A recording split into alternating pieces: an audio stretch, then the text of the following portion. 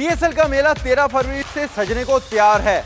Multan stadium 5 मैचों की मेजबानी करेगा, जबकि पहली बार ओपनिंग सेरेमनी भी मुल्तान के इसी तारीखी स्टेडियम में होगी। कौन से मैच कब कब खेले जाएंगे बताएंगे आपको तफसीलन इस रिपोर्ट में। पहला मैच 7 बजे शाम को मुल्तान स्टेडियम में ओपनिंग सेरेमनी के बाद 13 फरवरी को लाहौर कलंदर, जो कि दिफाई चैंपियन है, और यहां की मेजबान टीम मुल्तान सुल्तान के माबैन खेला जाएगा।